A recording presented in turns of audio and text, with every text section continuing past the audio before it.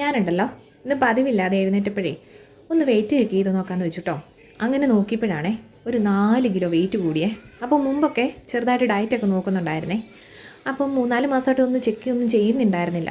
അപ്പോൾ ഇന്ന് നോക്കിയപ്പോൾ 4 കിലോ കൂടിയോണ്ട് ആകെപ്പാടെ ഒരു മനസ്സിലൊരു ബുദ്ധിമുട്ട്. അത് കൂടിയത് എങ്ങനെയാണെന്നറിയാം. ഈ ക്രിസ്മസിൻ്റെയൊക്കെ സമയമായോണ്ടേ നന്നായിട്ട് കേക്ക് കഴിച്ചു. പിന്നെ പ്ലം കേക്കും മാർബിൾ കേക്കും ഒക്കെ കിട്ടിക്കഴിഞ്ഞാൽ പിന്നെ നമ്മളത് ആരെങ്കിലും കളയുമോ വെറുതെ? അതെല്ലാം കഴിക്കത്തില്ലേ. അപ്പോൾ അങ്ങനെ പിന്നെ തണുപ്പ് സമയം കൂടി ആയതുകൊണ്ട് നന്നായിട്ട് ഭക്ഷണം കഴിക്കും. എപ്പോഴും വിശപ്പല്ലേ, അപ്പോൾ നമ്മൾ നന്നായിട്ട് കഴിക്കും. അപ്പോൾ പ്രത്യേകിച്ച് അങ്ങനെ ഒരു കൺട്രോളൊന്നും ചെയ്യത്തില്ലല്ലോ.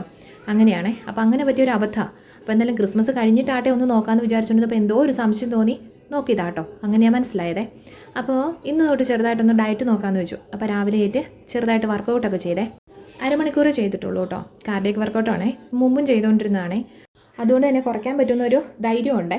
എന്നാൽ പിന്നെ ഇന്ന് രാവിലെ ബ്രേക്ക്ഫാസ്റ്റ് മുട്ടദോശ ആയിക്കോട്ടെ എന്ന് വെച്ചു. അപ്പോൾ മുട്ട നമ്മളെന്തായാലും കഴിക്കണമല്ലോ. പക്ഷേ ഞാനതിൻ്റെ വെള്ളം മാത്രമൊന്നും അല്ല കേട്ടോ, അതിൻ്റെ ഉണ്ണിയും കൂടി എടുക്കുന്നുണ്ട്.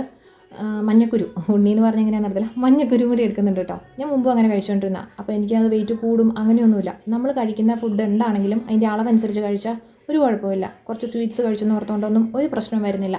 നമ്മളതിൻ്റെ കലോറി ഏത് ഫുഡ് കഴിച്ചിട്ടുണ്ടെങ്കിലും അതിൻ്റെ കലോറി നോക്കി കഴിച്ചാൽ മതി. പിന്നെ നന്നായിട്ട് വെള്ളം കുടിക്കണം. ഒരു 2-2.5 ലിറ്റർ വരെ വെള്ളമെങ്കിലും എല്ലാ ദിവസവും കുടിക്കാൻ ശ്രമിക്കുക. പിന്നെ ചായയും കാപ്പിയൊക്കെ ഒഴിവാക്കാനൊക്കെ പലരും പറയുന്നുണ്ട് കേട്ടോ. എന്നെക്കൊണ്ട് അതൊന്നും പറ്റത്തില്ല. പിന്നെ മധുരം ഉപയോഗിക്കാറില്ല. മധുരം കുറച്ചൊക്കെ വല്ലപ്പോഴും ഒക്കെ ഇഷ്ടം തോന്നുമ്പോൾ മാത്രം. അല്ലെങ്കിൽ മധുരത്തിനോട് അത്ര വലിയൊരു കഴിക്കണം എന്നുള്ള ആഗ്രഹമൊന്നുമില്ല ചായയുടെ കൂട്ടത്തിൽ. അങ്ങനെ എന്നാൽ പിന്നെ രാവിലെ ദോശ ഉണ്ടാക്കിയേക്കാന്ന് വെച്ചേ. ദോശമാവ് ഉണ്ടായിരുന്നേ. അങ്ങനെ ദോശ ഉണ്ടാക്കാനായിട്ട് മാവൊക്കെ എടുത്ത് റെഡിയാക്കി. പിന്നെ പോയിട്ട് അതിനകത്തോട്ട് വേണ്ട വെജിറ്റബിൾസ് എന്ന് പറഞ്ഞാൽ പ്രത്യേകിച്ചൊന്നുമില്ല കേട്ടോ. ഇച്ചിരി സവോളയും പച്ചമുളക് കറിവേപ്പിലയൊന്നും ഞാനിട്ടില്ല കേട്ടോ, മല്ലിയില ഇട്ടില്ല കേട്ടോ. പക്ഷേ അത് ഇടുവാണെങ്കിൽ കുറച്ചുകൂടെ ടേസ്റ്റ് ഉണ്ടാവും. പിന്നെ നോക്കിക്കഴിഞ്ഞപ്പോൾ ഒരു വെറൈറ്റി എന്നല്ല, എല്ലാവരും ചെയ്യുന്ന കാര്യങ്ങളൊക്കെ തന്നെ കുറച്ച് തക്കാളിയും കൂടി ഇടാമെന്ന് വെച്ചിട്ടോ. പക്ഷേ എനിക്കിഷ്ടപ്പെട്ടില്ല. തക്കാളി ഇട്ട് കഴിയുമ്പോൾ അതിൻ്റെ ടേസ്റ്റാണ് മുന്നേ നിൽക്കുന്നത്. അതോ ഞാനിട്ടത് കൂടി പോയിട്ടാണോ എന്ന് അറിയത്തില്ലേ. ഇനി എന്തായാലും ഞാനത് കുറച്ചിട്ടിട്ടുണ്ടേ. നമ്മുടെ ഹെൽത്തിന് നല്ലതാണ്. പ്രത്യേകിച്ച് നമ്മൾ ഡയറ്റൊക്കെ എടുക്കുന്ന സമയത്ത് വെജിറ്റബിൾസൊക്കെ നമുക്ക് കൂടുതൽ കഴിക്കുകയാണെന്നുണ്ടെങ്കിൽ നല്ലതാണല്ലോ. അതുകൊണ്ട് തന്നെ നമ്മുടെ ഈ നോൺ സ്റ്റിക്ക് പാത്രങ്ങളൊക്കെ വന്ന കാരണം ഒരു ഉപകാരമുണ്ട് കേട്ടോ. കൊള്ളത്തില്ലെന്ന് പറയുന്നത് കേൾക്കാം. എന്നാലും ഞാൻ ദോശ ഇടാനൊക്കെ ആയിട്ട് കൂടുതൽ ഉപയോഗിക്കുന്നത് നോൺ സ്റ്റിക്കിൻ്റെ തവയൊക്കെ തന്നെയാണ്.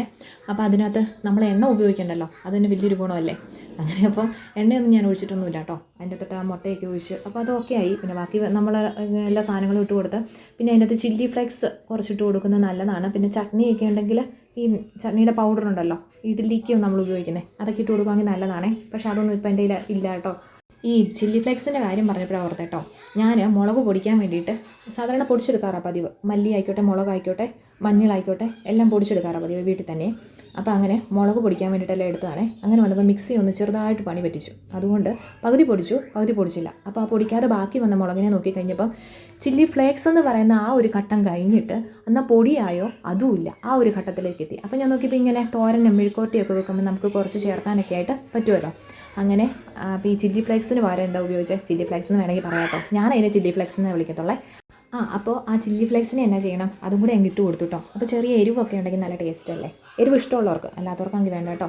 അങ്ങനെ ആ ചില്ലി ഫ്ലേക്സ് ഒക്കെ ഇട്ട് കൊടുത്ത് അടിപൊളിയാക്കി അങ്ങോട്ടും ഇങ്ങോട്ടും തിരിച്ചും മറിച്ചും ഒക്കെ ഇട്ട്. അപ്പോൾ ഒരു തവണ മറിച്ചിട്ട് കഴിഞ്ഞപ്പോൾ എനിക്ക് എന്തോ ഒരു പന്തികേട് തോന്നി.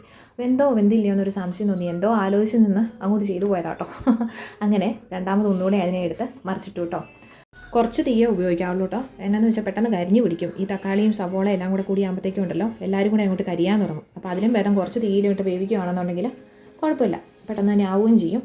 പെട്ടെന്ന് തന്നെ എന്ന് വെച്ചാൽ ഒരു 5 മിനിറ്റ് എന്തായാലും 5 മിനിറ്റ് 3-4 മിനിറ്റ് എന്തായാലും മിനിമം എടുക്കും.